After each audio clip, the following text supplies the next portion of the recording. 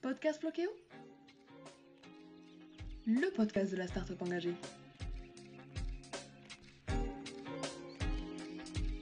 Bonjour et bienvenue dans cet épisode hors série du Verre à moitié plein, le podcast optimiste du tourisme durable, proposé par Flokéo. Nous continuons dans ce numéro spécial notre série de portraits de porteurs de projets inspirants pour le tourisme durable. Chacun d'entre eux a déposé un projet sur la plateforme crowdfunding Flokéo Funding, permettant de soutenir des idées concrètes pour transformer le tourisme durable de demain. La parole est aujourd'hui à Demax, qui œuvre pour la création de Globe Écolo, des colos durables pour les enfants de 4 à 25 ans, en France et à l'étranger. Nous sommes partis à sa rencontre ici à Toulouse. Bonjour Demax, nous sommes ravis de t'accueillir dans ce podcast. Super, bonjour Rémi. Bonjour. Donc pour commencer assez simplement, est-ce que tu pourrais rapidement te présenter et nous parler de Globe Écolo et de sa philosophie ? D'accord. Pour moi, je m'appelle Demax, j'ai 36 ans, je suis à Toulouse depuis 4 ans maintenant. Ça fait un moment que je travaille dans les colonies de vacances en soi, puisque je suis animateur depuis 18 ans maintenant. Du coup, c'est la moitié de ma vie au final. Ça a permis de voir pas mal de choses, de voyager assez régulièrement, de partir en contact de différents types de publics de jeunes, et ça, c'est assez cool. Et c'est aussi ce qui m'a après ensuite guidé vers le tourisme social, du coup, donc intégrer des structures, des organismes de colonies de vacances en tant que permanent pour commercialiser des colos, en créer aussi quelques-unes, parler un peu d'elles autour de moi, etc. Donc ça, j'ai fait ça pendant 9 ans, du coup. Je dirige aussi d'ailleurs des colonies de vacances depuis un petit moment maintenant, du coup. Et je suis formateur aussi pour le TUC Vacances ici à Toulouse. D'accord. Du coup, formateur BAFA. Donc voilà un petit peu d'où je viens. Et pour le coup, voilà, maintenant je lance ce projet-là, du coup, Globe Écolo, au final, qui me tient à cœur. Ok, donc ça fait quand même 18 ans, tu me disais que tu travaillais là-dedans, c'est quand même conséquent. Ça fait longtemps que tu savais que c'était ta voie, dès le début tu t'es dit je veux travailler là-dedans ou... Alors, la jeunesse, oui, ça a toujours été plus ou moins quelque chose qui a guidé un petit peu mon parcours. Après, créer un organisme de colo de toutes pièces, c'était pas forcément prévu il y a 10 ans, mais à force de créer, d'essayer d'innover constamment et surtout de se rendre compte au contact des jeunes de certains enjeux qui sont prenants pour eux et qui ont évolué entre le moment où j'ai commencé au début des années 2000 et maintenant. C'est ce qui m'a poussé à me dire, tiens, il y a peut-être quelque chose que l'on peut mettre en place, quelque chose d'un peu différent, qui prend vraiment en considération les attentes à la fois des jeunes, des familles et tout simplement de notre société aussi, je pense. D'accord. Et quand tu parles de ces attentes, tu t'as très vite tu nous as mis en avant ces enjeux environnementaux et sociaux. Tu l'as senti, comme tu disais aussi, c'est les jeunes qui te l'ont apporté, mais ça venait de toi aussi ou... Oui, totalement. En fait, j'ai eu l'occasion, j'ai eu vraiment beaucoup de chance à ce niveau-là avec les colonies de vacances de pouvoir me déplacer sur plusieurs continents avec des jeunes.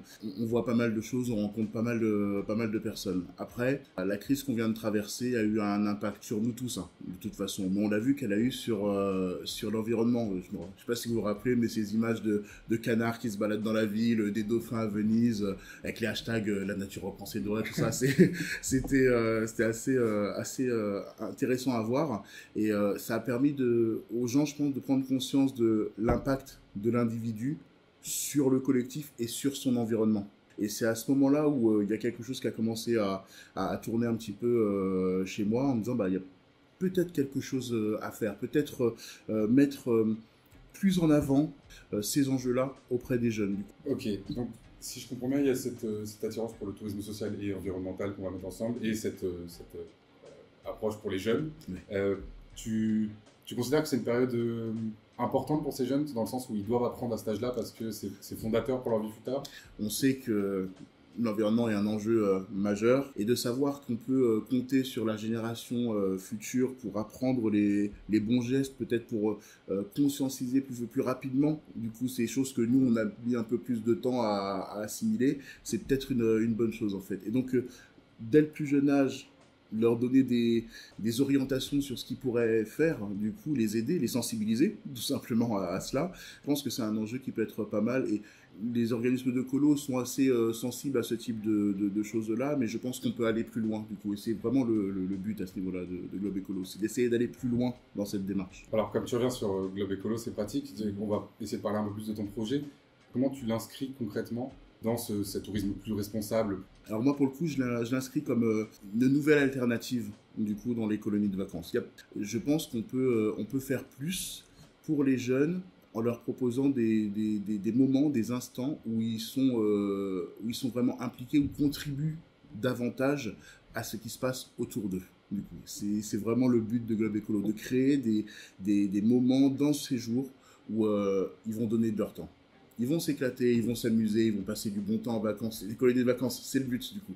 Mais l'idée, c'est qu'à un moment, pendant le séjour, ils puissent se dire, bah voilà, je vais donner 2 heures, 3 heures, une journée à une cause commune, à une cause importante, que ce soit la protection des océans, que ce soit le soin aux animaux sauvages, que ce soit du lien social créé en maraude pendant les séjours. Du coup, voilà, plein d'idées comme celle-ci, en fait, qui peuvent permettre de se dire aux jeunes, ouais, j'ai passé un bon moment, et en même temps, bah, j'ai donné de mon temps. C'était dans cet esprit-là que je suis parti. Ok, c'est très intéressant du coup cette idée d'englober toute cette jeunesse, ces nouveaux idées, ces nouveaux enjeux. Donc tu parles aussi des maraudes comme tu parles de l'écologie. Est-ce que tu as, je sais pas moi, prévu de voir des spécialistes de tel domaine pour leur apprendre, ou est-ce que c'est trop dur par cet âge-là ou Non, justement, c'était totalement le but de la démarche. Globalement, ouais. Moi, je peux pas, j'ai pas la science infuse et j'ai pas les compétences dans tous les domaines que je veux mettre en place pour les jeunes. Donc, je me suis entouré de personnes qui étaient spécialistes dans leur domaine. Je prends par exemple sur Marseille, où j'ai un séjour sur les calanques, du coup, où les jeunes, bah voilà, ils vont se régaler avec du kayak, ils vont faire de l'escalade, se balader dans les villes de la région.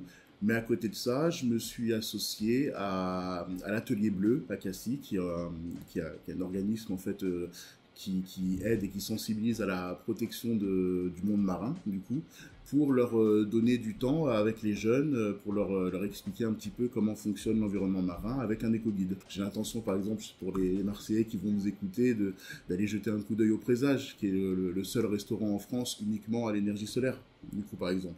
Donc voilà, des initiatives comme celle-ci où bah, j'ai besoin de ces personnes-là qui sont déjà lancées. Tu parlais aussi dans la présentation que j'ai lue de voyage à l'étranger. Oui, totalement. Parce qu'effectivement, ça fait partie des points que je souhaite mettre en avant et stimuler auprès des jeunes. Effectivement, la partie lien social, on parlait avec les maraudes, il y a la partie développement durable, voyage responsable, mais aussi cette notion de solidarité internationale.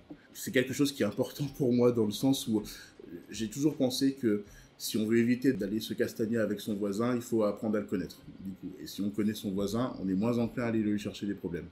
Donc l'idée, c'est d'être assez responsable dans cette démarche-là. Parce qu'on peut se dire, bah voilà, effectivement, il y a ces gestes un peu écologiques, du coup. Alors, pourquoi aller prendre l'avion? Pour aller traverser le globe. Le but, c'est pas d'interdire les gens de prendre l'avion, c'est de le faire en ayant conscience de l'enjeu et du pourquoi on va faire ça.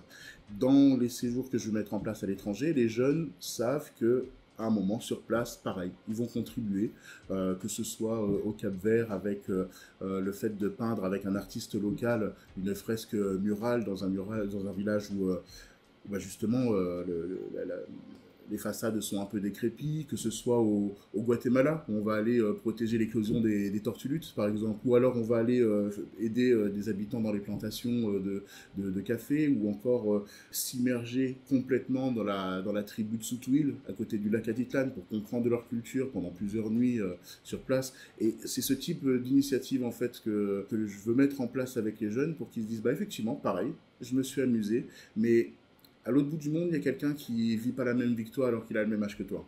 Du coup, comment on fait? Qu'est-ce qu'on peut créer comme passerelle? Qu'est-ce qu'on peut faire pour comprendre sa situation et pourquoi pas apporter son soutien? Je me demande de comment tu abordes cette question de double culture, dans le sens où c'est une culture qui arrive vers une autre. C'est pas forcément évident, surtout quand c'est des jeunes. Donc forcément, ils n'ont pas forcément tous les codes que tu as quand tu as voyagé dans 5 ou 6 pays différents. Donc est-ce qu'au contraire, tu remarques qu'ils sont très à l'écoute dès le début? Est-ce que c'est un monde au début qui est quand même assez différent, il faut réussir à appréhender, il y a des barrières à casser. Donc comment tu appréhendes cet apprentissage d'une culture étrangère, est-ce que...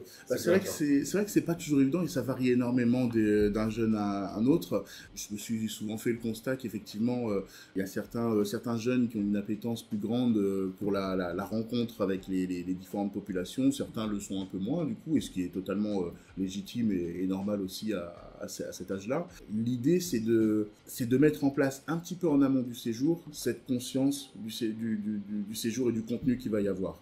Le jeune, il doit partir en sachant exactement où est-ce qu'il va mettre les pieds. Ça, c'est important pour moi, pour mes équipes, c'est quelque chose que je vais imposer, de contacter les familles avant le départ. On parlait, tu as parlé des parents, de comment tu les préviens et tout ça. On va parler un peu aux auditeurs en général, mais quels conseils tu donnerais aux auditeurs pour permettre de soutenir ton projet ou d'autres projets qui sont dans le même style, c'est-à-dire plutôt dans l'inclusivité, comment on trouve des personnes comme toi, des projets comme toi en fait?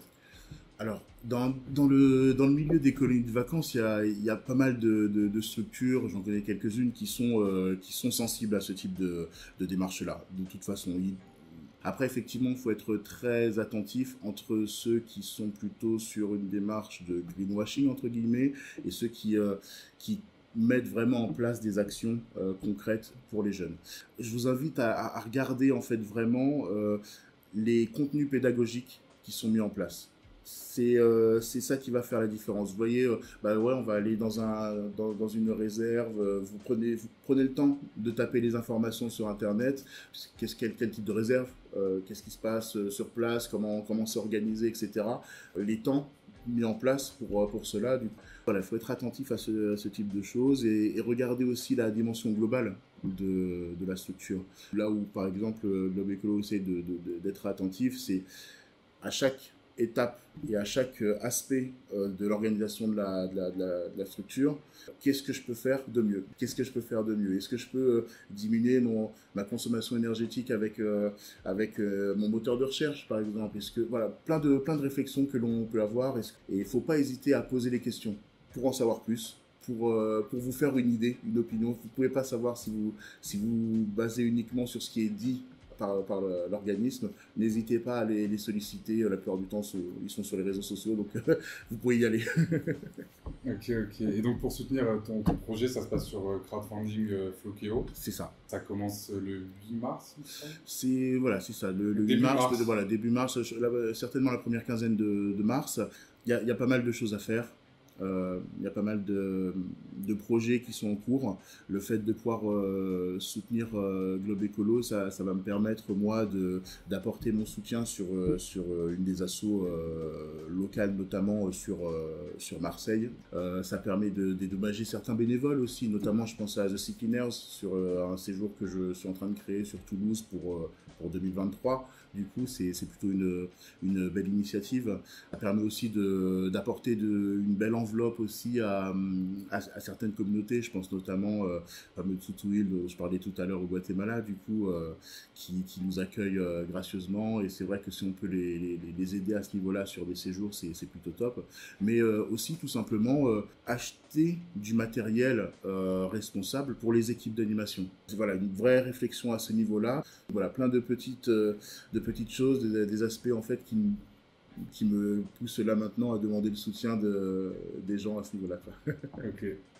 C'était un plaisir de t'entendre et d'entendre ce projet. Je te laisse, pas une dernière fois la parole parce que tu auras bien sûr toujours la parole, mais je te laisse si tu as envie de rajouter quelque chose, si tu me sembles qu'il y a un point qu'on n'aurait pas bien abordé ou que tu aimerais aller plus loin, c'est un peu le moment. Non, pas forcément. J'ai juste envie de dire qu'on parle souvent des aspects verts de notre société, avec parfois un peu de réticence et d'appréhension. Le but de Globe Écolo, c'est plutôt d'initier de l'envie, de susciter la curiosité en se disant, oui, pourquoi pas. Ça peut être utile. Oui, pourquoi pas. Ok, merci beaucoup pour cet échange et cette présentation plus qu'intéressante. Je suis sûr que ce projet intéressera fortement les jeunes et sûrement leurs parents aussi. Merci également à nos auditeurs d'être là. N'hésitez pas à poser vos questions dans les commentaires, on les transmettra sans aucun souci. Ravi d'avoir été ici. Voilà, donc comme Mike nous l'a mentionné, ce projet est sur Flokeo Funding, en crowdfunding. Vous pouvez tout retrouver sur le site Flokeo. N'hésitez pas à en parler autour de vous et à relayer ce podcast. En attendant, nous vous souhaitons une très belle journée.